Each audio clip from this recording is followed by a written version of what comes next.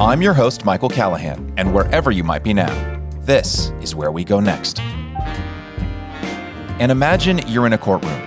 You've been charged with a crime, and today your verdict is being read by a jury. It echoes inside the corners of your mind. Guilty. The judge turns to you and offers you two choices. One, you go to prison for 5 years, and then you're free to go. Or two, remove your shirt and immediately receive 10 lashes. Then you're free to go. So, which option do you choose? If you chose two, you're not alone. Our returning guest this week has written a book arguing against the unconsidered cruelty of prison sentences and uses this very hypothetical to make his case.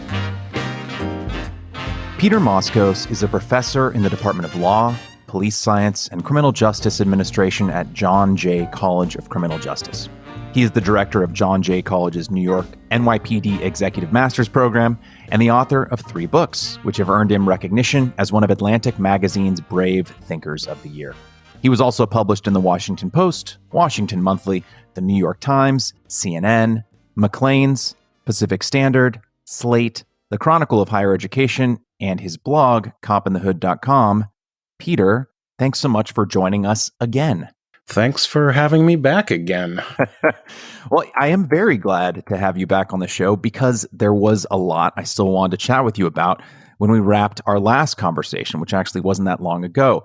And I think we can kind of break down our conversation into 3 categories. First, I'd love to wrap up some loose ends about what it means to, quote, police green.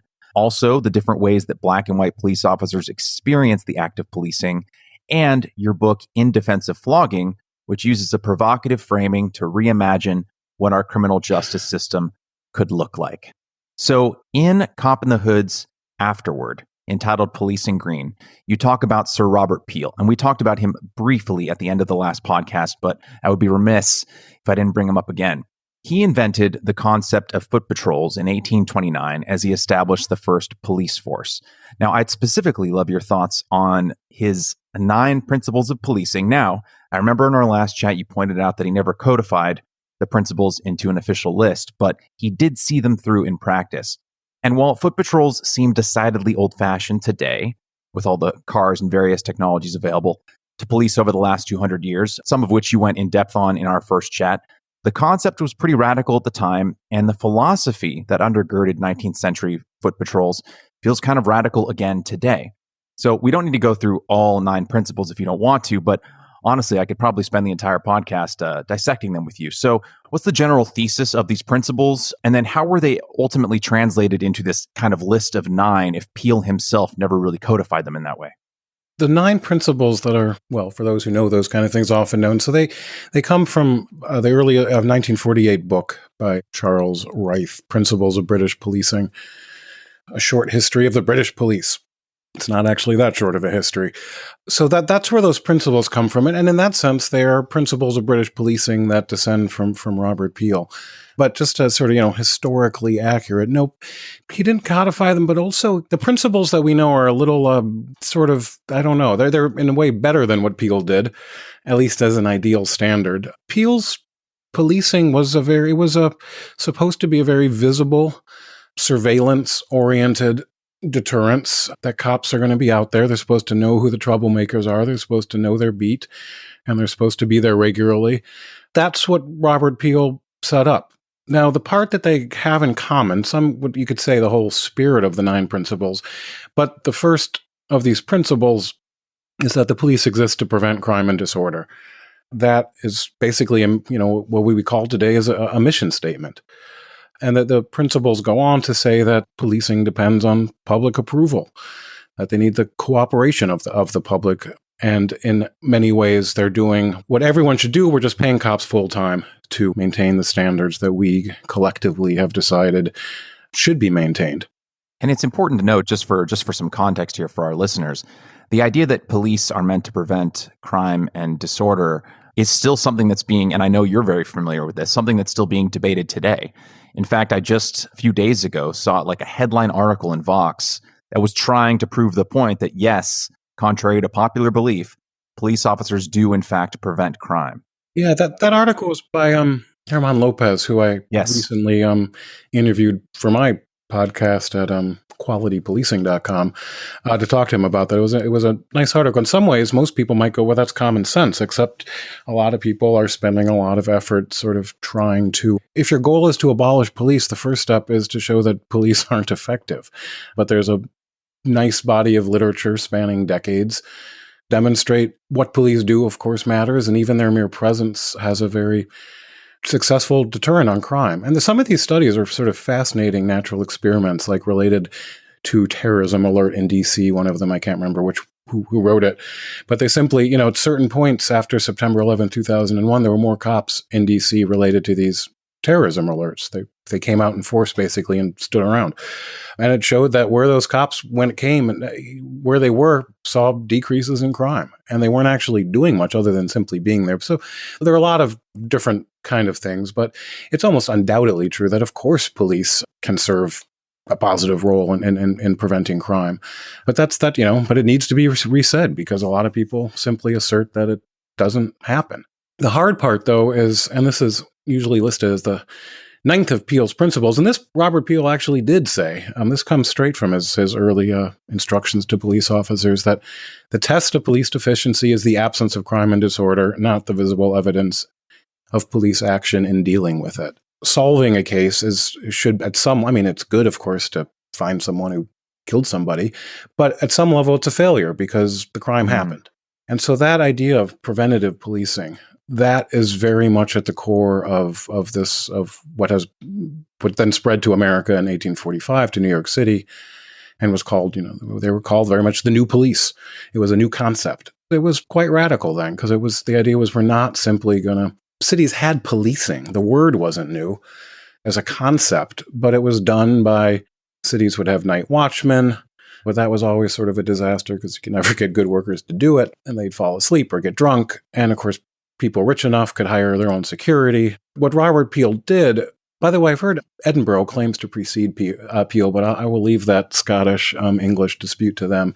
But London gets credit for it, rightly or wrongly. I think mostly rightly.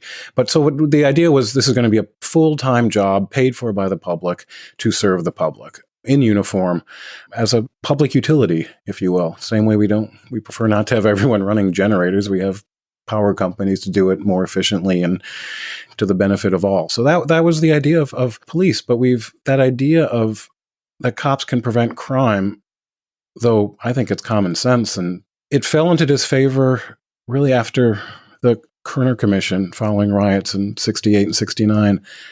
And it was a lengthy report, this Kerner Commission, but it laid the groundwork for sociologists for years to come. It laid the groundwork for the root causes theory that police don't prevent crime. The crime is an inevitable result of inequities in society. That was cops never really believed that, but it became sort of the standard operating procedure for cities and police departments really until the crime drop in New York and starting in 1993, 94. And that during that time when Bill Bratton took over the NYPD for the first time, he very much said, we are going to reduce crime. And people said, that's crazy. Why would you promise that? Either you can't do it or it's still crazy because why would you promise it? Because it's a political liability. But he said, we're going to reduce crime. I think he said 15% in the first year. And he actually exceeded that goal. And crime kept dropping dramatically for the next 5 years. And to some extent, to a lesser extent, but until last year. So that idea that it's our job.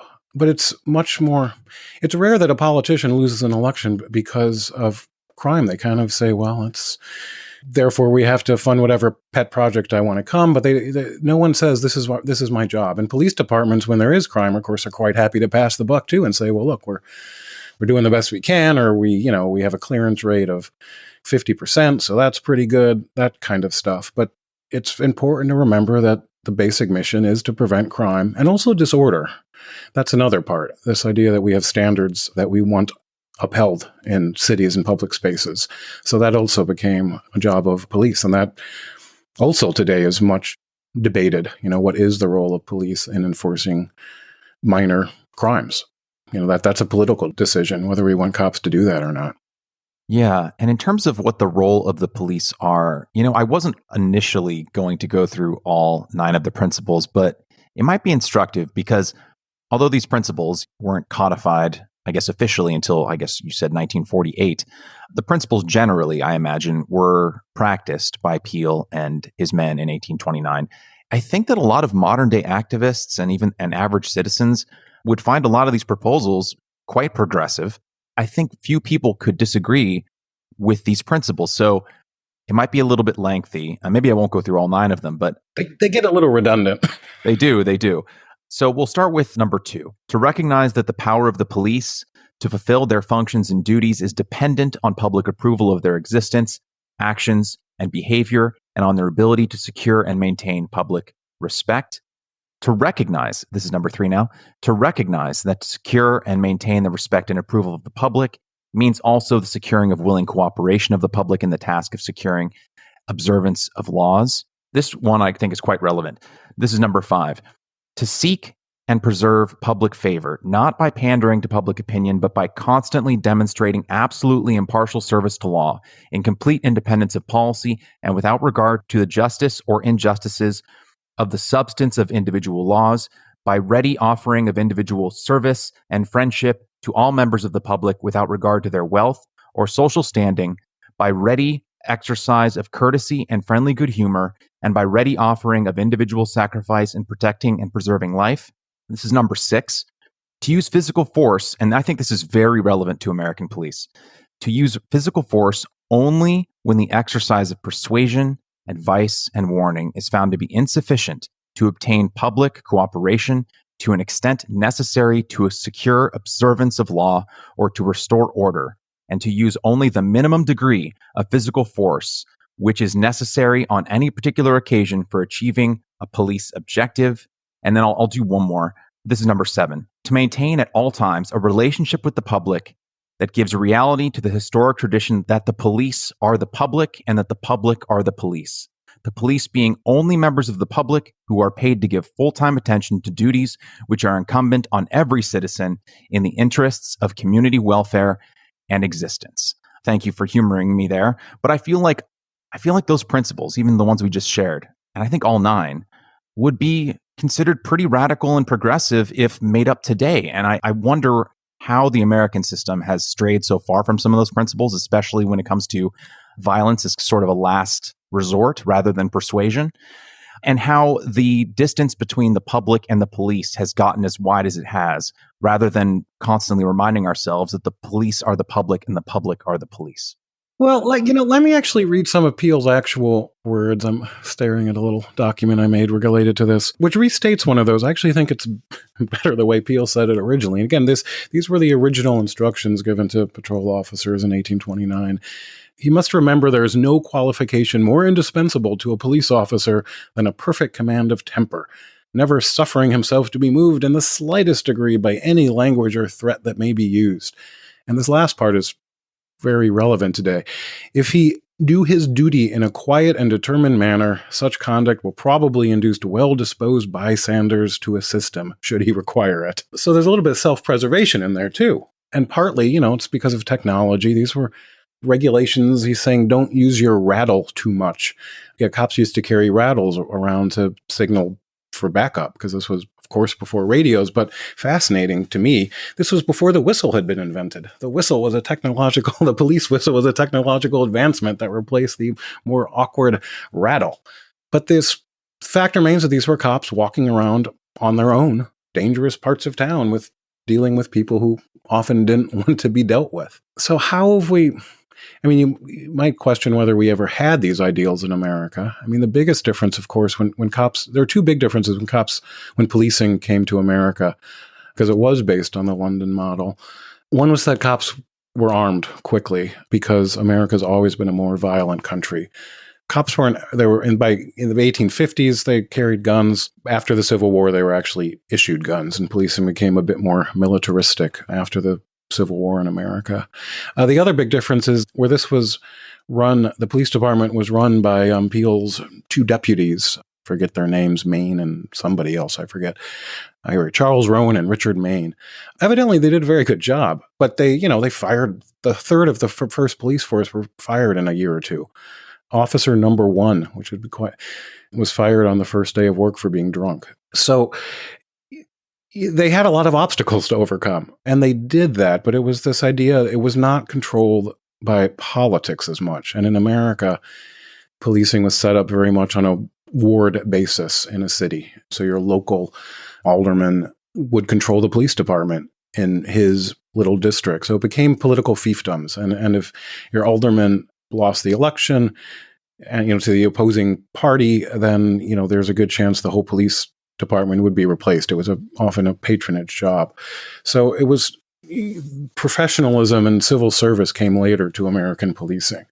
So that might be part of it, that the reality of the political reality was perhaps less conducive to independent, lofty police ideals. To circle back to the ninth principle, there was something that you said in regards to it, and just to paraphrase, the test of police efficiency is the absence of crime and disorder, not the visible evidence of police action in dealing with them. And I think why that stuck out, and perhaps this has been a problem as long as the police departments have existed, but I at least know in modern day, as long as I've been alive, a sticking point with either government programs or government departments is that they have to show their worth in order to be funded, right? And oftentimes showing your worth means either busy work or physically showing this is us doing our jobs, right? And so it almost seems that in the modern context, actually decreasing crime rather than solving crime, right? Decreasing it before it happens, decreasing crime before it happens rather than solving it after the fact, almost works against how modern police departments are incentivized, which is to show visibly how effective they are through the act of police work. Can the ninth principle exist at the same time in the 21st century when oftentimes government programs are incentivized to show their value visibly? I think it can. I think it was until recently even. I think police are less burdened with that because among most people, there's the assumption that we need police, and that's taken as a given. I don't think the public cares how many arrests cop makes. That tends to be an internal sort of, the tail starts wagging the dog, as the means over the ends syndrome, in academic literature. This idea that because you can quantify police action, that becomes the standard. But that's where leadership takes over, and that's a matter of good leadership saying, no, let's stay focused on the goal. I mean, arguably until recently, America had historically low violence rates, record low in many cities, including New York. Incarceration was going down, not fast enough, but still it was going down. Police enforcement was going down. Number of arrests, and in cities I've looked at, like New York, complaints against cops were going down. So in many ways, everything was as good as it's ever been. And then apparently many people decided we had to sort of throw it all out and start again.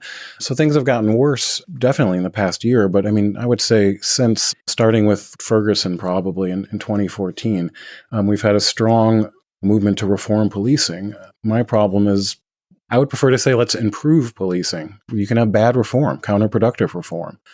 Now we have higher rates of violence, and probably coming from that, it'll be tougher to continue a trend of decarceration and if more people are committing crimes. So in a way, I don't think we appreciated how good it was, because despite the fact it might have been better than ever, of course, bad things were still happening. 700,000 cops in America. Many of them are young men, and young men are often inclined to do stupid things. To have the power of badge and a gun on you, those mistakes have been and will continue to be tragic and sometimes lethal. You can either say, well, therefore it's an inherently flawed institution, let's do away with it, but that's not working too well. Or you figure out how do we reduce the bad things from happening, but we're never going to eliminate it. It's like, it seems that perfection has become the goal, and that's unachievable when you have human interactions, quite frankly. You need to at some point stay rooted in data and reality and say, maybe this department does things better. Ironically, the places where protests were the strongest, anti-policing protests last year, tend to be the cities that actually are doing a better job on things that we can quantify and measure in terms of use of lethal force, for instance, or even in their effectiveness against crime. People don't seem so concerned about police in cities out west, usually medium-sized cities where cops shoot a hell of a lot more people, for instance. If that's the goal, is to reduce unnecessary shootings, well, why don't we work on the cities where it's a bigger problem? politics comes into play again there. One of the reasons I think that certain cities do a lot better is because there is more accountability and even a skeptical public. So police departments, quite frankly, have had to up their game in certain cities because they are held accountable to mistakes. The decrease in police use of force, especially in the 70s, but it's been a trend even after that, has been dramatic. And part of the problem is we don't have good national data on this, but you look at city after city, I don't know the number off the top of my head. The New York Police Department used to shoot hundreds of people a year. Now it's, usually around 10. I mean, these are huge reductions, and they didn't just happen. They happened because I think it was over 200 something in the 70s. Yeah. Yeah, it's really astounding. And, and we don't know before that because they didn't keep track. What happened is New York City political leaders and police leaders said, this matters and we're going to do better. And so first they started keeping track. You have to actually, tell somebody when you shoot your gun. That was imagine that. and basically the NYPD, they kind of implemented policy that became, I don't know why I'm forgetting the Supreme Court case, don't shoot a fleeing felon in the back just for fleeing. New York City implemented the policies that kind of were the basis for that Supreme Court decision long before it became the Supreme Court passed that decision, and then there was better training, but the streets in a way got de-escalated in part because police used less force. These were great victories, but it's like you can never be good enough. And the other major changes that happened that, again, which gets back to preventing crime before it happens, is policing became very car-oriented, car-focused, where cops would sit in cars and wait to answer calls. It was done in the name of efficiency. And the technological advances of the walkie-talkie basically contribute to that. And you had the 911 call and response model set up, which is great for fires and if you're having a heart attack. Not so useful for crime, where you're probably going to call after the fact anyway. But the streets were, in essence, de-policed, partly because of that technological change and the shift to a car-based focus of policing, partly in response to political pressure to have cops be less present, particularly in minority neighborhoods where police were seen as part of the problem. So now we're going through the same cycle 50 years later. But violence went up as a result of this. Policing did not become more efficient. And you lost the beat cop who knew the neighborhood and the people in it. That's a detriment to public safety and the ideals of policing. Yes. No, absolutely. You had mentioned something that stood out to me, and I just wanted to circle back to it, which was the cities where the protests happened last year happened in cities where the police departments are quite good, to summarize what you said. And more progressive, progressive. In a political sense. Yeah, both. Now, is that evidence that protests work, an active and participatory citizenry that shows its displeasure with bad policing, incentivizes police and their departments to improve? Or were you saying that those police departments were already good, the protests were just protesting the wrong police departments and not the bad ones? I just want to make sure I understand. Well, I'm saying two things. I do think policing got better. Let me call it the Al Sharpton effect. Usually pisses off some cops when I say that. But I think Al Sharpton made the NYPD a better organization because every time there was an incident, whether real or invented, but usually real, Sharpton would be there in front of the cameras in the 80s. That does create a certain level of accountability. For some of these incidents would have been swept under the rug in another city, perhaps. And instead, the police department was forced to say, how can we prevent this from happening again? Holding any government organization, I wish it weren't just policing, but holding any organization, including policing, holding them accountable for their acts, for their misdeeds, I think is an important part of improving things. That's very different than what happened last year, where it was more some cities saw defunding, but it was in a very vindictive manner. The goal wasn't to improve policing. The goal was just to have less of it. The goal was to punish cops, to demoralize cops. I forget if it's Raleigh or Durham. I think it's Durham, North Carolina.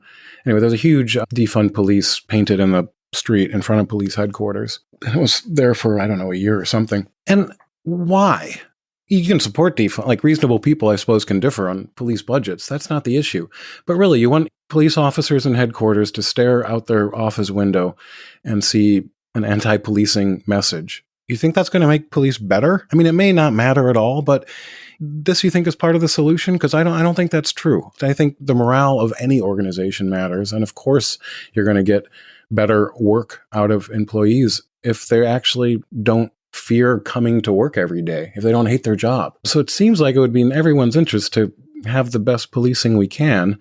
But that sort of, I think, got lost, and it's a sort of anti-policing zeal that, was never incredibly popular, but still was very vocal and influential at a level of local city councils and so on, where council people would often say other neighborhoods that they don't live in are over-policed. But this is the political system we have. So in some ways, we do have to deal with it. But I just don't understand the idea of sort of who benefits when we get worse policing. Yeah. One thing that, you talked quite a bit just now about why the defund police as a slogan and as kind of a message is ineffective. And I would just like to yes and that. I have a lot of problems with police malfeasance and abuse. And I think that any government organization needs to be incredibly accountable to the public, but especially one that has the power to do violence and take a life. I think there are a few other organizations in our country that should be held to as high a standard as one that can take the life of the citizenry. But I think lost in this conversation, something you just touched on, is police, at the end of the day, are just human beings. And by that, I mean they respond to the same kind of incentives that every other human being doing any other job would respond to. And I think that history has shown us time and time again, whether it's the civil rights movement or elsewhere, that people will often respond to incentives that implore them to be the best versions of themselves that they believe they can be. And so rather than denigrating somebody, even if their actions or the department they work in is worthy of denigration, that imploring someone to be the kind of person that the public wants them to be, or that they inside of their heart believe that they can become, I would say would be a more effective tool to motivate better policing, which is ultimately what I think most Americans want. Well, one of the slogans from last year was saying, quit your job. Well, a lot of cops did that, or at least they transferred to other departments where people weren't yelling at them every day. Lateral transfers. So it's not that a lot of cops quit and did something else, though some did.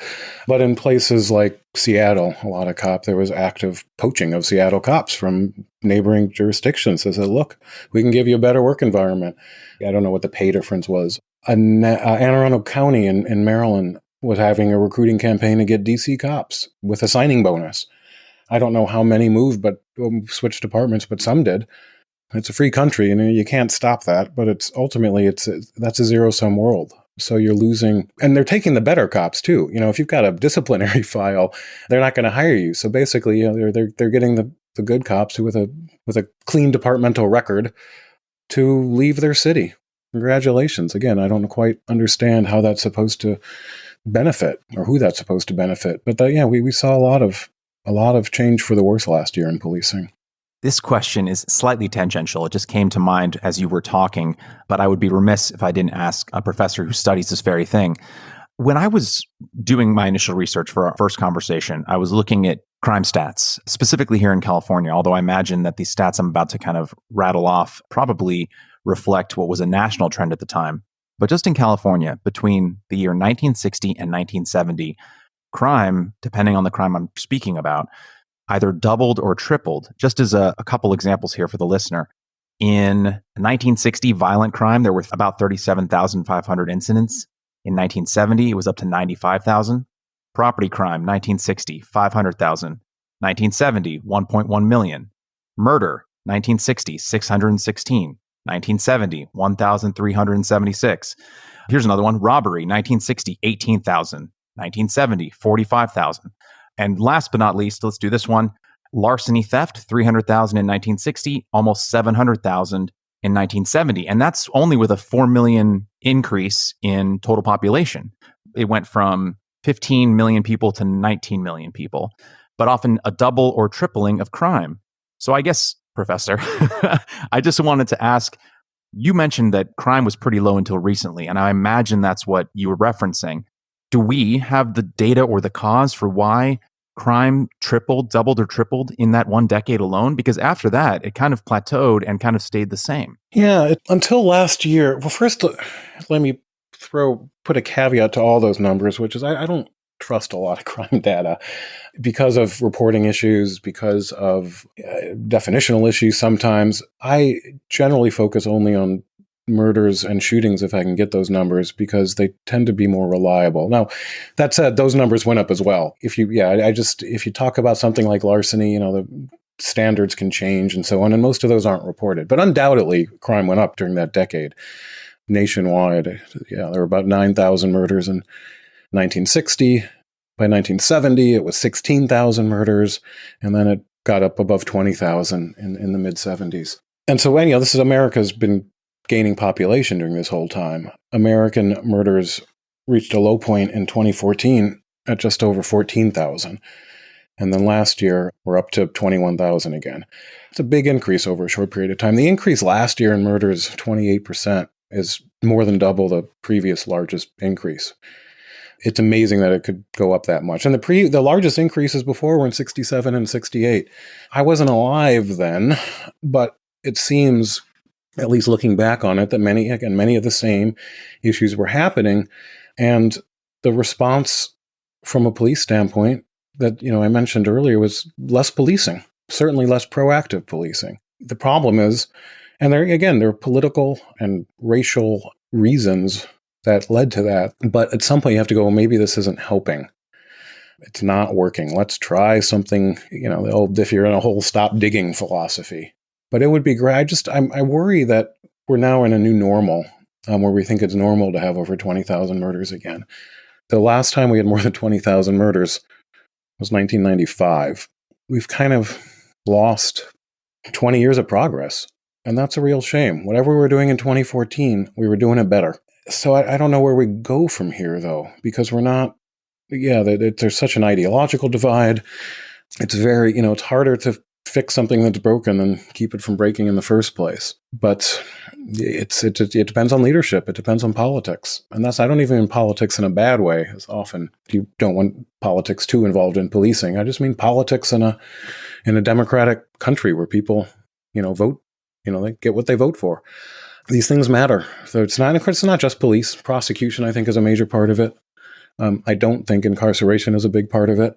But the idea of punishment, that matters, that there are people who misbehave should have some consequences. They shouldn't be life-ruining consequences, but this idea that if you get caught doing something bad, you should be punished for it. Then we should figure out the most productive and least harmful way to punish somebody. We're moving away from that. Yes, and that will seg nicely into... I thought I'd give you that segue. into in defense of flogging, which I do want to get to eventually, but I would regret if we didn't talk about your 2008 research paper. Now, granted, it was from 2008, but I imagine that you have been looking at this data since. But I thought it could be at least a good jumping off point because I find it really fascinating and informative. Specifically, the research paper is entitled Two Shades of Blue, Black and White in the Blue Brotherhood. And in that paper, you said, quote, Black police officers are more inclined to see their role as protecting the good people. White police officers place greater emphasis on arresting criminals. Both Black and white police officers see the police administration and departmental discipline process as unfairly biased against their own respective race. And morale differs by race, with higher morale among Black police officers, end quote. Now, based on your connections to police departments and current research, how have the views of Black and white police officers changed in the last 14 years since you originally wrote that paper? And especially in the last 5, do we have that data? No, we don't, is the short answer. And I should say that paper originally was going to be a chapter in Cop in the Hood, but it didn't quite fit. So we took it out and turned it, submitted it for peer review publication. It's based on my academy class in Baltimore in 2000 and my policing there. So I don't know how applicable it actually is to other cities. My focus and knowledge is professionally, it was from being a cop in Baltimore, but since I moved to New York in 2002, it's been, I have a New York view of the world, which often means I don't know what's going on in other places, quite frankly. It can be a bit provincial here in the big city. But the general gist of that, I still think, is very much true, that Black officers in, let's say, Baltimore, or in New York, have ties to the community that they're policing often much more than white officers do. Every cop who's from the city they police and thinks it's an advantage. They also say, look, you can learn on the job. There's a learning curve involved. But I've never met a cop from the city they work in who doesn't think it was an advantage to grow up in the city. It's funny that cops who aren't from the city seem to say it matters less. But in Baltimore, often that meant that white cops were from the county, which surrounds Baltimore City, so basically from the suburbs. And those places are more white, though not at all exclusively in any sense. But that idea of having a certain amount of empathy because you go, well, I got a cousin who's, he's not a horrible person, but he's doing the same bad stuff, treating people as you would hope someone would treat your family. And that doesn't mean, letting him off the hook, just a level of professionalism and respect. Now, that said, there's a flip side to that, though, which is cops who are tied to the neighborhood can take things more personally and see it more of a crusade, and also define it as sort of good versus evil. So it's not, and also say, though I can't actually, it's hard to get data on this stuff. I think there's also greater use of force, quite frankly, either because they believe it's justified or they can get away with it better. So these are other things to take into account. But the big difference, I think, is that black cops are more likely than white cops, and there are always exceptions, to see nuance and a diversity in a high crime black neighborhood. And those neighborhoods really are truly diverse, not in terms of race necessarily, because they can often be incredibly segregated. Where I worked was, I could count the number of white people in the area I policed on two hands. It was basically 100% African American. But within that, you get a class diversity from, professional class and working class. So this idea of what constitutes the ghetto tends to be a cruder geographic perception from white cops, that the ghetto is an area where people from that area see it as much more nuanced. It's always a little over there. Somewhere I've described it, it's a bit like describing someone, like using the word Yankee. Very few people self-identify as Yankees. I imagine there's somebody in New Hampshire or Maine who does, but it's always over there. It's always a little bit more to the northeast. In that way, as you get into high crime areas, if you don't live in Baltimore City, you might think the whole city's a ghetto. And then if you're in Baltimore, it could be, okay, well, the Eastern District and the Western District is ghetto. And then you get to there and you start to see, these blocks are okay and their houses are well maintained and people get up and go to work in the morning. But it gets to the point where we're literally point across the street and say that's ghetto. It's over there. And there are some people who self-identify proudly as being ghetto, but they're very few and far between. So I think it's just about understanding that nuance. And, cops can learn that on the job too, but you have an advantage if your whole life has been spent understanding those nuances. Yes. In your survey on residents of the ghetto, quote unquote, white police thought that they were all bad, while black police thought that there were good and bad people living there. And of course, it's not, yeah, I've said it before. It's important. We're not talking about all white cops or black cops. It was a Likert scale. So, it's a strongly disagree to strongly agree 5-point scale. And but it was a statistically significant difference. Yes. And that survey, along with your book, Cop in the Hood, and other writings, whatever the topic is, it all does seem to go back to the importance of, what is known as community policing and basically footwork, right? Because like you said, the moment that police officers were in cars rather than on foot, they became disconnected from the community, which I imagine increases the biases that can already be baked into black and white police officers or police officers who live outside of the city versus those who live inside. It magnifies those differences, right? Because if you're walking the beat, so to speak, even if you're not from that neighborhood originally, like you did when you were a police officer, when you walk that beat, you get to know the people living in that neighborhood in ways that you can't in cars. So it all just seems to tie back to the problem of putting police officers in cars and distancing them from the actual residents of the neighborhood. There's sort of a double hammer effect too, because I don't know if I think it was George Kelling who said the real way to improve relationships is with small positive interactions, saying hello to someone as you're walking by them, going into stores and talking to people. Part of the problem with policing is it's a system where you're basically constantly dealing with everyone having the worst day of their life, or at least the worst day of the week. But it's people in crisis. It's victims, it's criminals, drug addiction. It's all there. If you see that for 8 hours or 10 hours a day, it's very easy to forget that you are seeing a small sub-segment of any neighborhood. And it wears on you. But so then you start to say, well, if everyone I deal with is, lying to me, then I think everyone's a liar. Well, yeah, people aren't inviting you to their kids' graduation parties or birthday parties. You do actually sometimes get invited to barbecues. That's always nice. But especially in high violence areas, people can be very supportive of police because even if they think that cops can be a problem and they've had some negative interactions, they're more afraid of the neighborhood stick-up boys. So, you can want more policing and better policing, but there's a tremendous amount of support for policing in high crime areas because they're high crime areas and people don't want to be victimized. But cops don't see that often. And that creates bad perception, selection bias and who cops deal with. It's also, though, damaging psychologically to cops. I note, as I get older, and especially with cops that I worked with in Baltimore, after 20 years, they're damaged goods to some extent. I'm not saying that they're not functioning and so on and so forth, but to constantly see that and deal, to see the stupidity and hate and victims day after day, it's a big ask. And that sort of psychological well-being, and I'm not a psychologist, but it doesn't get enough attention, I believe, that what does this do to the officers? I mean, last year, I don't know if it's, I heard from cops saying, imagine just getting yelled at with vitriol for 8 hours. And, they weren't often not allowed to sort of respond to it.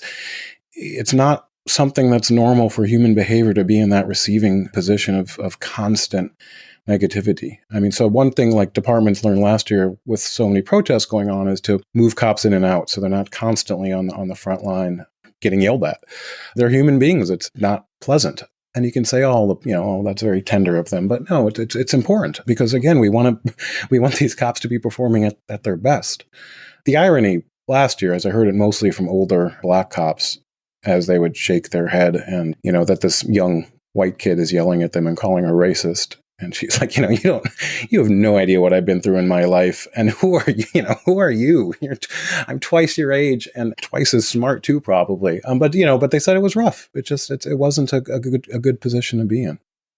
Yes. And to hint at our third area of discussion, which we will get to in a moment, your book, In Defense of Flogging, you make a good point. And this is something that was echoed in my discussion with Samuel Weiss, who runs the organization Rights Behind Bars. And at the end of the day, whether it's a police officer or an incarcerated person, we can't lose sight of psychology behind how people are treated and what that ultimately does to them, right? Now, there are going to be people who say, who cares if I'm screaming at a cop after someone was unjustly, murdered by one of his colleagues or another police officer 1,000 miles away, right? That's just part of the job. I'm protesting. I'm going to say whatever I want to them. I think it's important to keep in mind that whether it's a police officer or someone in prison, that the psychological ultimately, I think, most times translates to a physical reality eventually. Whether it's something in prison where you're surrounded by criminality all the time, or you're subjected to psychological verbal abuse from the citizenry, which ultimately makes you resent them more, which makes you worse at your job. And I think it's important for society to be able to pick these things apart, as it were, and understand that obviously we want to have better policing and we expect more from our police officers. But at the end of the day, they are just human beings and we want to incentivize them to be better police. And there are real psychological effects to being verbally abused by the citizens that you are charged to protect and serve. And I don't want, the tiniest violin playing for police officers, but I think at the end of the day, if what we want is less crime, we have to keep the psychological element in play. I mean, imagine, we don't do that. Again, policing is different and should be held to a higher standard. But, we don't go outside hospitals and yell at doctors, even when they mess up. And they do mess up sometimes. We don't yell at teachers. We try and bring out their best. So it reminds me, many years ago, I was on a flight to Greece and sitting next to I think she was a heart surgeon. There was some new hospital in Athens. And somehow it came up that she hated operating on people from Crete. And I was like, why? And she's like, because our whole family comes and they'll threaten you. If something goes wrong, they'll threaten to kill you. And interesting, regional variations in Greece and medical care, perhaps. But her point was that doesn't make me a better doctor. Why would I want to deal with that? What's the goal? I guess it would be always exactly what I would ask. And cops, in a way, they are paid to take it, whether they should be or not. So you kind of can yell at them, but does it make you feel better? Okay. The irony, too, is I am still thinking of this female officer in New York who was a former student of mine, the one who was complaining about getting yelled at by white kids. She also said, cops. I mean, she firmly believed that George Floyd was murdered. This is a year ago we were talking, but she's like, okay, cops killed a man in Minnesota. What did I have to do with that? It wasn't even New York. That collective responsibility and accountability isn't, the right wing does this a lot on other issues. I think it's sort of to draw a parallel. Yes. Undocumented immigrant murders someone. God, I'm lefty enough, I can't even think of the victim's name. But there was a specific case in San Francisco where one was killed. It's Kate Steinle. Yeah, that was such a cause celeb among the right wing, and people of the left don't, including myself because I forgot it, don't know her name. But this idea that, well, therefore we have to change our immigration policy because look what this one immigrant did. We don't do that, or we shouldn't do that. I mean, the right wing tries to do that. You can look at terrorism and Muslims. Okay, yeah, someone did something bad. That should not reflect on the group. Of course, the difference, again, as you pointed out, is, policing is a special category and they're paid for by the public and there's a lot of responsibility. So, but this idea that someone did bad somewhere, so therefore it's your fault, it logically doesn't follow, and it's a dangerous path because it's used and abused in other contexts as well. So I think we should always be a little leery and on guard to prevent the sort of group accountability when it's not actually your group that did it. Yes, absolutely. Because we talk about policing on the national level so often, I think a lot of people, even if they understand intrinsically that policing is a local issue, we talk about it as if it's federal, when it's not. How police handle a protest in Dallas versus how they handle it in New York City versus how they handle it in Los Angeles is going to be entirely different depending on what the rules, regulations, codes of conduct, et cetera, the morale, the the culture of the police departments in those cities. I think your former student makes such a really well-stated point, because I can't say it better than you did, Peter, but it's like, whether it's skin color or immigration status or the uniform that someone is wearing, people just make that same fundamental error over and over again. Though, let me just sort of play devil's advocate against myself, because there is a difference as police wear a uniform. Yes. No way police are asking for it, because they're saying there's a Blue Brotherhood, and, they go to funerals in other cities. So these other groups aren't asking to be grouped together, where police are to some extent. So in that sense, I'd say, well, if you're saying an attack on a cop anywhere is an attack on all of it, That's true. And you're wearing a uniform and you're kind of doing a similar job. So it's not a perfect parallel, but there's nuance to this. Imagine that. Who would have thought? I think the last question I have before we move on to the topic we've been teasing for the last 45 minutes is, there's one other thing in the paper I want to touch on. You discuss 3 historical eras of policing: political, reform, and community/problem solving that, to quote your paper, conceptualize major changes in white-dominated police organizations in the 19th and 20th centuries, end quote. You go on to say, quote, the 3 eras of policing, while great for mainstream society, fail to have much relevance to the African American policing experience. In the South, police descended not from the noble ideals of London's Robert Peel, but from horrific slave patrols. And throughout America, the political era did not benefit African Americans, who had little, if any, political power. The Reform era's emphasis on law enforcement did little to help victims of legal discrimination, and the problem-solving or community era rarely solved problems working with the Black community, but instead focused on the Black community as the problem to be solved, end quote. So I think I have 2 questions here, Peter, that are related. One, have we yet entered a 4th era, in your view, in the last 12, 13 years? And 2, does policing have much positive relevance in African American communities today, or is the Black community still the problem to be solved? First, let me say what you read there from my paper, that's a summary of 2 articles. Wilson and Kelling coined the 3 eras of policing, and there's a response piece that goes well with it, I believe by Wilson and Murphy, or Williams and Murphy. I don't know who Williams is. Murphy was actually the New York City police commissioner, very much in the reform movement of that era. Yeah, a dominant name in policing for decades. It's their argument. Those are not my original ideas. I just want to make clear. But they're good ideas. That's why I cite them extensively. But to get to your question, I'm always a little afraid of over-theorizing things. Those typologies are useful because they show major shifts in policing. I don't actually think we've moved on. We're still sort of perpetually, which isn't bad, we're in a sort of a community policing model, though it's what that means is another question. That's a subject for another podcast, is what the hell is community policing? Yes, you want to have those Peelian ideals of working with the community, but at some point, a lot of the job is telling someone to not do what they want to do, or that they have to do something they don't want to do. That can never be resolved. But to over theorize it, I think the problem is there's a more fundamental truth, which is people in high crime areas, disproportionately minority, want more policing. And they want more policing more than white people do. Polling, it's consistent. It's not a new finding. It's always been that way. So that should be the starting point, is people have a right to public safety, the expectation of public safety. This is what if government can't provide that, so maybe it's really like Maslow's hierarchy of needs, but related to government. Clean water, public safety, not getting shot. Those are that's tops on the list. And then you can get into libraries and parks and schools, I suppose. But if you don't provide that first thing of people should not be afraid when they leave their house, that idea that fear is a problem. And this goes back to Jane Jacobs, by the way, this concept of public fear, and that became the inspiration for Wilson and Kelling's Broken Windows article in The Atlantic in 1982.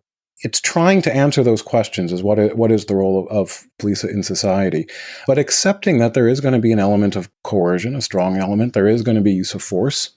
Last year during protests and riots, a lot of people were simply shocked at the police response. And I remember holding my head in my hands when protests and riots did start at the end of May 2020, because I know there's a playbook for this. I knew what was going to happen. People were going to get hurt, and that's what happened. And a lot of people were shocked to see that side of policing. Still, unfortunately, it's not a science. There's some parts to it. There's a lot of art to it, and a lot of individual people. Cops did bad things, and some departments did bad things. Yeah, there's a playbook for what police did. They weren't completely winging it, though. At times they were. I don't know where that leaves us. Some of it is don't just listen to the loudest voice in the room. But it's hard to define. What I don't actually like using the word community because it tends to imply that there is a single community, and there never is. You can say, community policing is good. It's, part of the weird thing about the term is it's impossible to be against, which makes me suspicious of it. But yeah, who's the community? Is it the old people that come to the police public meetings, say those rowdy kids are on my lawn? Or is it those rowdy kids? I mean, they're both part of the community. There are many different communities in any given area. So we don't have to resolve or answer all of these. We just have to be aware that there's always going to be, it's complicated. It's real life. It's the real world. So you want people who believe that cops will treat them with respect and professionalism. And, even if they're getting arrested or if they call cops because of some problem they're having. Ultimately, that's the best we can do, and figure out how to achieve that. Money is not the answer, but it's part of the solution. It's throwing money at the problem isn't guaranteed to make it better, but taking money away is going to make it worse, almost inevitably. Quite frankly, I don't think things are.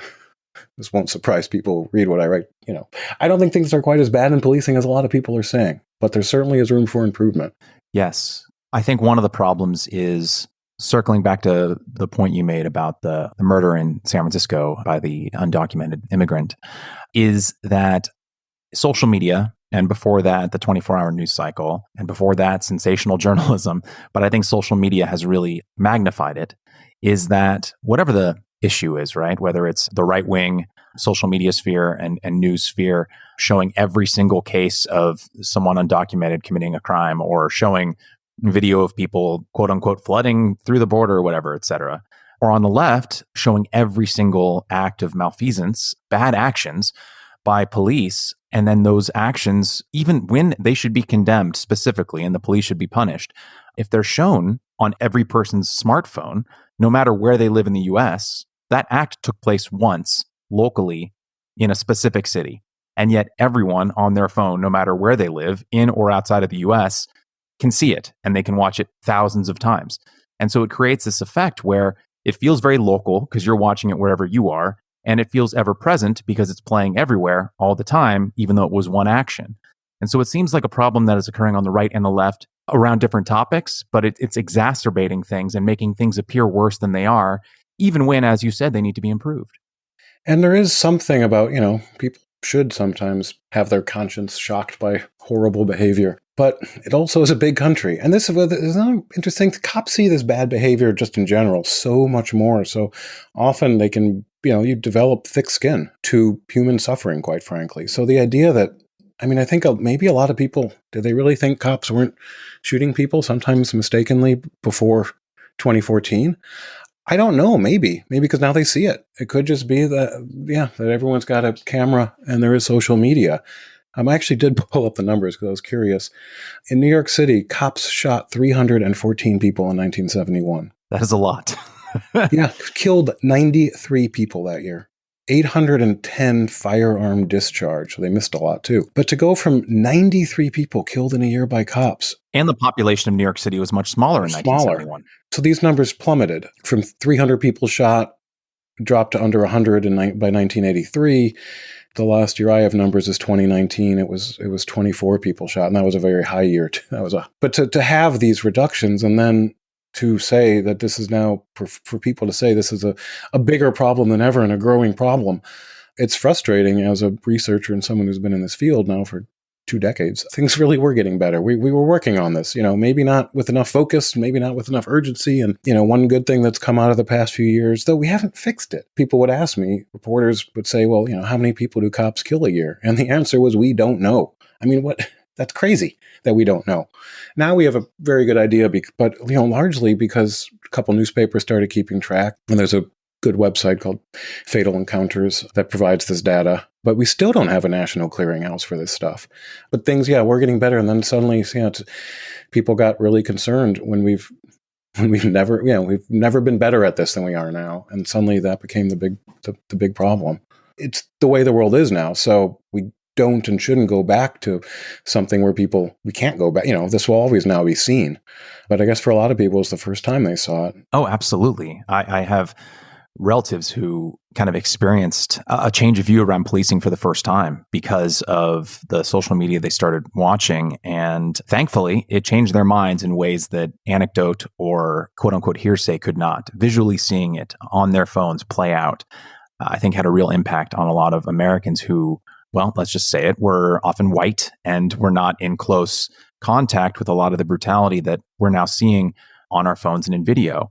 But I do want to use this as a way to transition to your book, In Defense of Flogging, because you say in the book at one point that part of the reason that it's so hard to reform our prison system and our criminal justice system in general is that we don't really see what goes on after people enter prison. And so it's kind of a black box, which I think was kind of a similar problem that was happening with policing for so long until fairly recently with social media, is that if you were not coming face to face with oftentimes brutal police tactics or lack of care, you weren't aware that it was happening. So I want to quote a piece from the beginning of your book to kind of kick this off and let the reader or let the listener in, if they haven't read the book, on the premise of the book. So you write, quote, "I won't dispute that flogging is a severe and even brutal form of punishment. Under the lash, skin is literally ripped from the body. But very little could be worse than years in prison, removed from society and all that you love. Going to prison means losing a part of your life and everything you care for.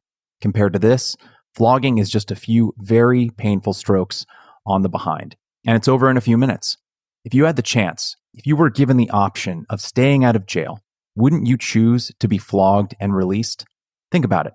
5 years hard time or 10 lashes on the behind. You'd probably choose flogging. Wouldn't we all?" End quote. And I did a poll that took this question and I put it on Twitter, and like 95% of people chose the lash. So, and the other 5% are lying.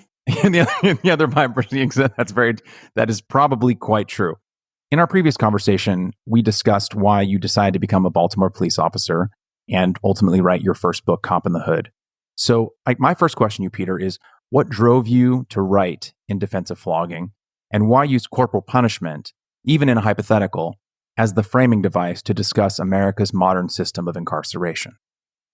I wrote it because of mass incarceration. The fact that America in the 70s and 80s and 90s achieved a record of locking up its own people.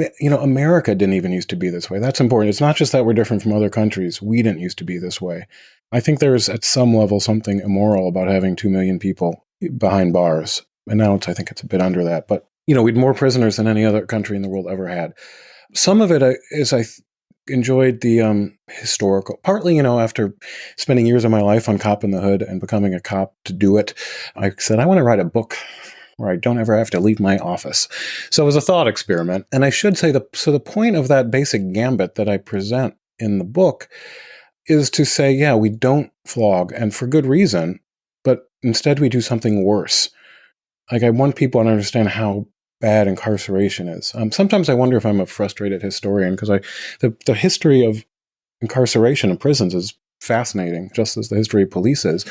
But I don't think a lot of people know that prisons were invented. It was not an evolution from jails. We had jails, but they were just used primarily to keep people until they could be tried and flogged or executed in the old days, probably. It was a progressive concept that started in Philadelphia when the Walnut Street Jail became the Walnut Street Penitentiary. It's strangely rooted in Quaker background and ideology. Quaker, yeah, they place and blame the Quakers for prisons. But the idea was that we will cure the criminal just like we can cure, medical advances were being made. It was a science, and it never worked. There was actually, to give you an idea of the jail in the old day, the warden of the jail ran a bar in the jail, and people could come and visit and buy drinks. I'm sure he was making a hefty profit off that, but that was the point. Oh, we can't have that. I don't know. Why not? This idea of solitary confinement, silence, that's part of the link to Quakerism. Of course, prisons are incredibly loud places, ironically, but it was an idea. And, I think with decent intentions, maybe we're not going to beat prisoners anymore. Instead, we're going to starve them. That's an improvement? People thought it was. It was a big shift away from corporal punishment in America. The problem is, we took a bad system and I think we replaced it with something even worse. So we do need to rethink prisons and incarceration. But the other part sort of behind that, I wanted the book to appeal to the right wing, to people who were pro-prison, quite frankly. I don't like preaching to the choir. Probably would have sold better if I'd done that. But I was like, I don't, have to convince my academic colleagues that prison is not a great thing. I wanted to cross over into the Fox News viewership. At that sense, the book failed. I was also, I was worried because of the title that it would be misinterpreted. It wasn't. Mother Jones loved it. The left that actually read the book, it was because of the title, I think. It was very well and frequently reviewed from The Atlantic and Mother Jones and The Economist. It was kind of everywhere for a little while. Didn't sell any copies, by the way. But at least the left understood it, but it didn't actually achieve its crossover effect that I was hoping. Because I wanted, I thought, well, I'm a writer. Ideally, I'd like to change the world for the better. And how do I do that? Well, through writing. That was the attempt. It's a short book. It did or didn't do what happened. But the idea, I do emphasize in the book that the concept of punishment is important. The ideological left doesn't like the idea of punishment. America is, for better or for worse, I think worse, but we're a pretty putative, vengeance-filled nation, I think, at least by modern Western standards or modern Eastern standards. But it's the idea that, if someone does something really bad, we just, add on years. These are real years. Canada has prison sentences that are half the length of American sentences. That's a good place to start, by the way. If you want to reduce incarceration, just sentence people to shorter times. It's so arbitrary often how many years somebody gets. But instead, my fear is that sentences will get longer and less consistent. I would pose a few questions to you. We can sort of discuss some of the themes of the book right now. I think someone hearing this discussion may ask, why would physical punishment be better, so to speak, than sentencing someone to prison? And two, this is my question to you, Peter, would be, do you think that we are okay, quote unquote, and I'm using that term loosely, as a nation, sentencing someone to oftentimes decades in prison and then just adding, to go back to what you just said, adding years on kind of willy-nilly, because we don't really appreciate, one, how oftentimes brutal and grueling prison is, and two, the idea of taking years from someone's life is so abstract. I feel like we might prefer the abstraction. We don't have to look at it. In the same way that Americans today don't know what it's like to kill the food they're eating, myself included, right? Like I go to a Vons, I go to a grocery store, and the steak is prepackaged for me, right? But the idea of watching a video of a cow being killed disturbs me. I would never do it. And so I wonder in the same thing here, the idea of someone getting 5 lashes, right? As brutal as I'm sure that would be in the moment, feels more icky, feels more brutal than putting someone away for 5 years and never thinking about them again, even though that is 5 years of their life, as you note in the book, that they'll never get back. That's them not watching their daughter grow up or son grow up. I think that's exactly it. That's why I want people to go, yeah, you might, and you should be icked out by the idea of someone getting whipped. So apply that to prison, because it's worse. And you think, anyway, you think people don't get beat up in prison? I mean, if you think cops are a problem, wait till you see correctional officers and what goes on in those closed institutions. But part of the reason I think prisons spread in the early days, and we're talking, early 1800s here, it was, this American idea was moving away from a British colonial, it was anti-British to some extent, is when you have experts who say, leave this to us, especially when we're dealing with people who have done some very bad things, the public is sort of happy to say, sure, take it off our hands. You just want some money to set up this new system and you're the experts? Okay. Out of sight, out of mind to some extent. But that's the dangerous part, is that out of sight, out of mind. It should be on our mind. I wish we at least accept what we have prisons for. Some people are dangerous and we're afraid of them. And so we keep them away from us. That's a job prisons serve pretty well. But those people there are not that many of those people. In the book, I talk about the Hannibal Lecters, but he's a fictional character. Still, there are some people that we're just going, no, we don't trust you in society. Okay, that's fine. There's also the issue that men in particular age out of violence. So once you hit 35 or so, the odds of violent recidivism drops tremendously. So that is also sort of an incapacitation potential benefit. Okay. But beyond that, let's not pretend you're going to get better in prison. I mean, there are some exceptions, by the way. I mean, it's not, they're making broad statements here, and of course there's some exceptions, but very few people leave prison better than they went in. Let's give up that nonsense that there are all these programs that benefit people, and it's this summer camp environment. No, it's a horrible, brutal place. And some are better than others. Again, I would also say, given the system we have, let's try to make it better and make it more humane. Let's be honest of what the role the prisons serve and why they have it. And if the role is simply to punish someone, which it basically is now, and that was not, again, the purpose of prisons, the invention was not to punish people, but to, as I said, but to cure them. I mean, we'd have a very different world if prisons hadn't been invented. And I think a better world. We'd have different ways of punishing. I don't know what those would be. Some of it, if people have money, though a lot of criminals don't, we could fine them. We could actually have real home detention, enforced. There are ways to punish people that aren't so horribly destructive by and large. That's, I think, what that's what we have to say is we let's put on our thinking caps and figure out a better way to do this. I should add, though, there's some people think that our prisons are filled with nonviolent drug offenders. That, isn't true.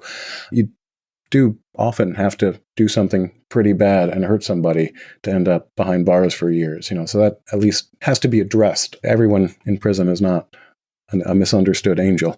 So to kind of loop back to your premise of the book, in offering corporal punishment, lashing, beating, in place of jail time, so to speak, for nonviolent offenses, I kind of want to tease that out with you a little bit, because I pulled up some data, and I know you're familiar with this, from the Prison Policy Initiative that kind of breaks down who's in prison in 2020 and why. It's one of the best graphic visualizations I've ever seen. Their annual pie chart of the population. It's people should Google that.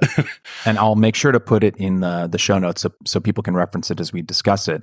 In 2020, it shows that between state and federal prisons and local jails, there's about 2.3 million people confined total nationwide. And then out of that, if we just look at state, federal, and local, there's about 900,000 of them, give or take, maybe 885,000 to 900,000 people are in jail for violent offenses, right? So that means that, quick back of the napkin math here, 1.4 million people are for non-violent offenses. Is the premise then basically that those 1.4 million should have been or should be offered the option of corporal punishment in place of jail time, and then for the violent offenders, we separate them from society for a set amount of time and then release them? That line between violent and nonviolent offenders is far more non-delineated than one might think. It's not a strict line. I generally would apply this concept to violent offenders as well, by the way. They did something bad, they deserve to be punished, okay, but it doesn't, not in any of our interest to destroy their lives.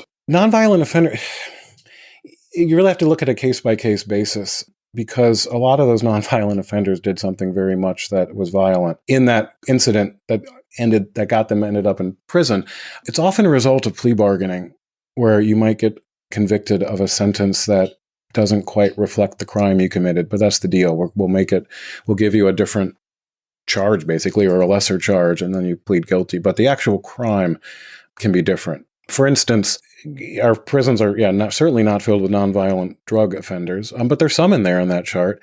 A lot of that, and I saw this from a cop perspective, these were violent public drug dealers. But you arrest them for, it's hard to prove intent to sell, even when it's pretty obvious because you're watching them sell. It's a much harder case to prove, but you can get them on possession because that's not, not subjective. You had heroin on you in a somewhat large amount. Okay. But so you might actually go to prison for possession of crack cocaine or heroin, but it doesn't reflect the crime you did, which is different and worse and often involves violence. I just think the question is, even for someone who commits a violent crime, are we afraid of you? Are you going to do it again? Is this a mental problem? Certain crimes have a lot of recidivism, domestic violence, sex crimes. Those are people that we may go, I'm sorry, but yeah, we're afraid of you. We don't trust you in public. That, I think, should be the framework, not so much what crime happened. Deal with the punishment. But that chart, who does it again? It's PPI, right? Prison Policy Initiative. That's it. There are a couple interesting, and I haven't looked at it in a while, but I can picture it in my head. Yeah, the nonviolent drug offenders are not a huge chunk, and as I just said, a lot of them actually are violent drug offenders. Another part is people talk about private prisons, which is a small fraction of incarceration. I think it's a particularly immoral fraction. I'm against them for a lot of reasons, everything from how they operate to financial incentive. I think there's something wrong about financial incentives. I don't want prisons lobbying for more incarceration, which they do, and changing immigration policy, for instance. So I think they're a particularly nefarious concept, private prisons, but it's like 5%, I think, of prisoners are kept in a private prison. So that's not the big problem either, is what I'm saying. The issue is it's state prisons. That's where the bulk of it is. There is one strange benefit to private prisons is they're a lot easier to close. You don't have to deal with union issues and political, public prisons have political influence as well, but those are often centered more on working conditions and so on. I disparage correctional officers because I think there is a lot more brutality in prison. I also want to add, it's a really horrible job, and someone's got to do it. It's hard work, and most of them manage, I suppose, to do it just fine. But boy, it's a phrase that a life sentence, 8 hours at a time. I don't think anyone really grows up dreaming of being a correctional officer. But that's also part of the evils of prison, is the damage it can do to the workers there as well.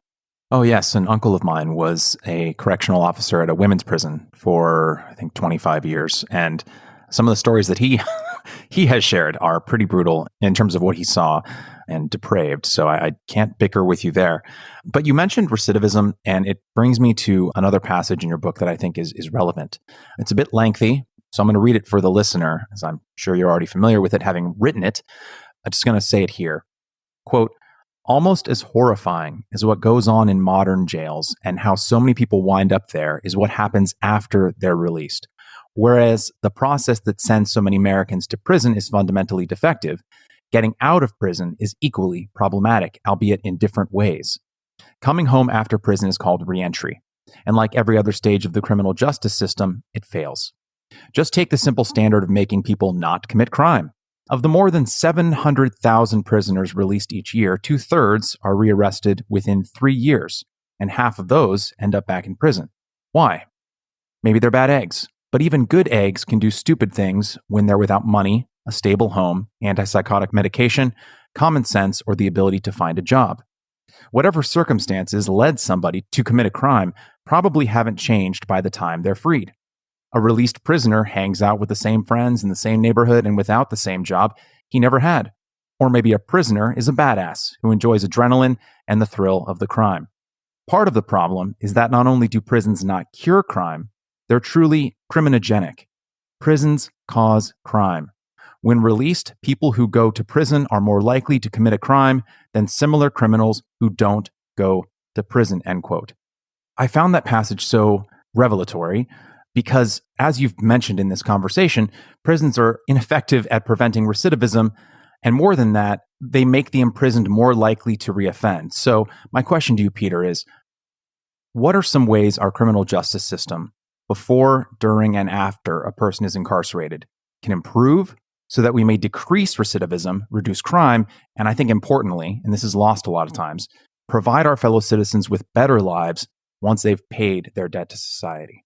I would say the first thing is the skills you need to survive in prison, the social skills and attitude, are really not productive to getting a job and holding a job. So you have this environment where it's a school for crime. People leave prison changed and not for the better. So if we can, it's best to not have people go into that system at all. At some point, I don't know. Maybe it's after that. It's too late. I don't know. But we can work hard to avoid that. Now, to do that, the problem is you have prison abolitionists, and this book, to some extent, is like an old-fashioned 1970 prison abolition book. The problem, I think, is that abolitionists don't believe in punishment either, and that I don't think is morally correct, and it's certainly politically not going to happen. So we do need to be creative in how we deal with crimes before they happen. Ending the drug war. Even though most prisoners aren't drug prisoners, there's almost always a drug connection that correlates very well with the rise of imprisonment in America is our war on drugs. So a lot of the shootings, it's not, they're related in certain cities, related to drug dealers fighting. And it's often that they're over sort of beefs that aren't related to drugs even. But so, the war on drugs was a really bad move and ineffective. Beyond that, I think we got to make it, the punishment is going to prison. It's not that the conditions are supposed to be cruel and inhumane. If you're a prisoner, even in a nice hotel with room service, certainly would be better than being in a prison. But, it's still, if you can't leave, that's the punishment. That's a big deal.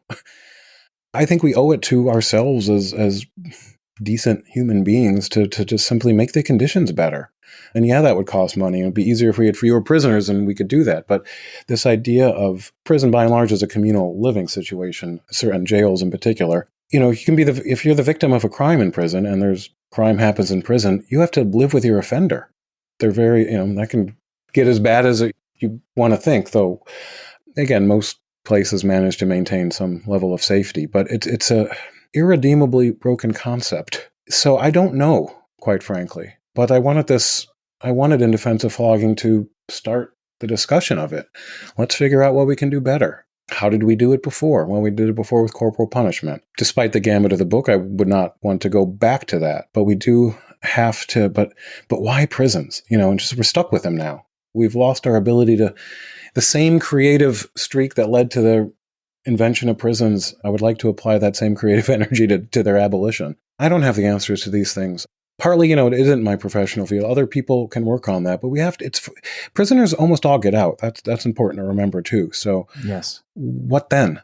So at some point I would just argue for some type of social safety net. And, it's interesting, education is good. In prison, you do have some time on your hands. It's interesting though, because I teach at a public university. Boy, who doesn't want prisoners to get free education? My students, because they got to pay for it. And I can't blame them to some extent. They're like, I'm working 2 jobs and going to school to pay this. And it's to pay the tuition at a public university. Why should they get it for free? And I don't have an answer at one level, only because in the long run, it's better for all of us. But it's hard to win votes by saying, I want to make prisoners' lives more comfortable. But I think we owe it not just to prisoners, but we owe it to ourselves. And figure out what's going to happen when they get out. Some companies are better at hiring people out. Like I think McDonald's actually is pretty good on that, not being willing to hire people who have been incarcerated. Jobs would help. A lot of it too is mental health care, though. That's the other sort of elephant in the room. People have mental issues, and we're not dealing with it. Yes, I think that's absolutely true. And to loop back to something you said about your students not wanting to provide free college to people who have been in prison, I think, at least on Twitter anyway, I have been accused of both sidesing things as if the left and right are equal in some way. And of course, I don't think they are issue to issue. But I think when it comes to prisoners and the incarcerated and criminals present or ex-convicts on the right, or as demonstrated in 2020, police officers, police departments on the left, I think there is a binding psychological commonality there, which is we can't seem or the sides can't seem to see that the best outcome long term is not to defund police or scream at them that they're racist and scream curse words at them every single day. It's usually to provide more funding, better training, a whole host of things that will make them better, in the same way that although it might feel good to be quote unquote tough on crime, the actual thing to do, as you've said in your writing, Peter, is to give ex-prisoners better education, better access to jobs, pay them, like we would have to spend more money and we would have to be kinder, but it would ultimately lead to a decrease in crime, which I would think ultimately we all want. But it seems like we get stuck in these sort of sloganeering of defund the police or be tough on crime, and it's really not helping anybody. No, we also, we don't address family structure. I always say the problem, I'm not saying everyone needs a 2-parent household. We're way past that debate. I'm talking about people need a 1-parent household. It's people who grow up without a loving parent in their life. That's part of the issue we need to address. There are cultural issues. It's not just about having, a job and some sort of bourgeois middle class life. There are big differences in culture. Maybe at some point we need to pass some judgment and say, yeah, I don't like this one that glorifies shooting. There's some fundamental issues, I think. We're not really having an honest discussion on a lot of this stuff. That's part of the problem. I don't know what the solutions are. Yeah, it would be great if everyone had a loving parent in their life, but some people don't. So what are we going to do? I don't know. But I don't know if a jobs program necessarily is going to fix that, though can't hurt. It might help. I think having make work programs, WPA style almost, the idea that if you want to work, there's a job for you. It's not going to be well paying, but at least then there is something about just showing up every day at 9 a.m. that I think can set some lives straighter. And at least then we can say, look, there is work. If you choose not to, that's a different issue, but at least then we can address that honestly. There are some people that make some bad choices. That's important to mention. It's not always their fault, but still bad choices. And this is why my students are interesting, because they, by and large, grew up in the same neighborhood. So they're like, I made the right choices in life. It wasn't easy. It wasn't easy for me, they say, and it wasn't. These are, immigrants and kids of immigrants in New York City. There was a fork in the road, and I went one way, and this person I knew went the other. And so in a way, they deserve to be rewarded for that. My dream of dreams, yeah, I'd move towards sort of a European social welfare state a little bit more. At least then we can say, if you still make bad choices, then it's on you. So to take away some of the excuses that might be offered. None of this is an easy lift. The thing is, you say about accused of both sidism, both sides aren't equal, as you said. And yes, often one side is more right than the other. But it's important to have a little both sidesism, because the alternative is to have some ideological purity of your beliefs that I think is dangerous.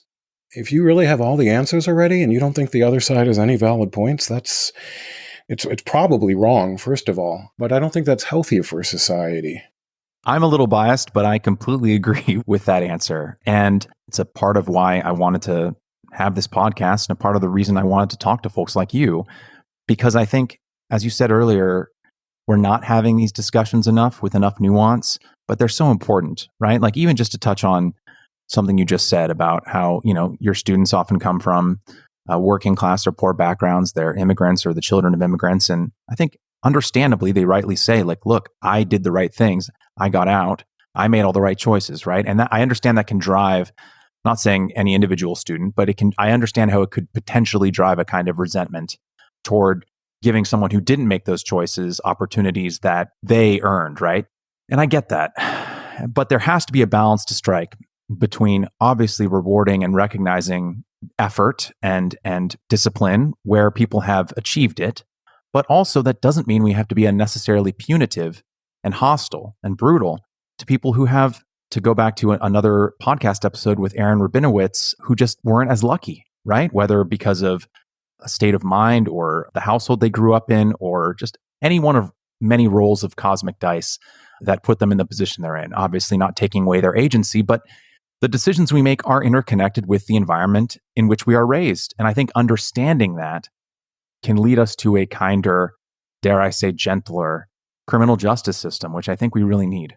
If I could talk, because we expound on that a bit, this idea of personal agency, there's even an ideological divide on that.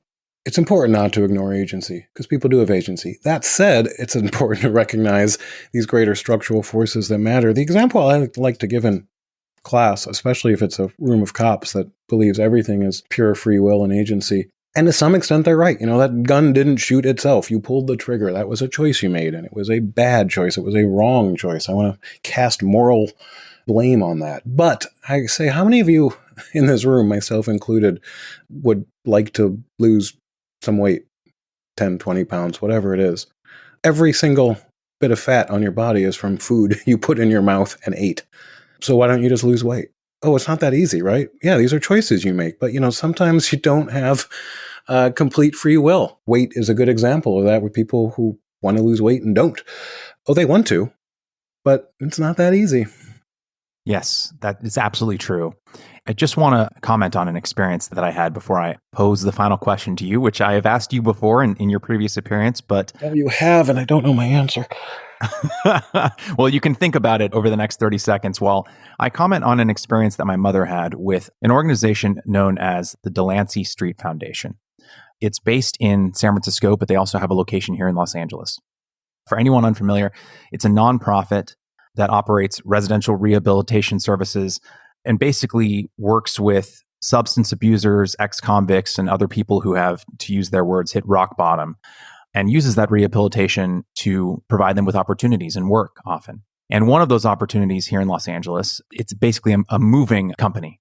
When I was moving apartments about a decade ago, I was still going to school. My mom had stopped by that weekend to kind of help me move, and I had to go to a class. And so I had heard good things about the Delancey Street Moving Company. And my mom was a little trepidatious because I told her kind of the background. She was like, oh, I don't know about that. And I'm like, Mom, they're all vetted, et cetera, et cetera. But I'd never worked with them either. And my mom finally said, okay, we can try them. They had like 5-star ratings on Yelp and like 2,000 reviews. So she felt assured enough, right? So I come back from class, and over the course of the 4 hours that I was on campus, the gentlemen from this organization had come. They'd helped move the furniture and carry all these heavy boxes and done some grueling labor, right?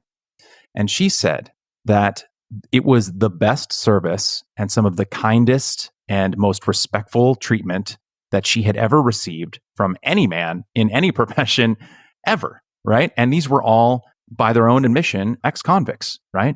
They wouldn't accept a tip. It was part of, I guess, the culture of the organization, no matter how much my mom wanted to tip them for their excellent service. And she was just glowing.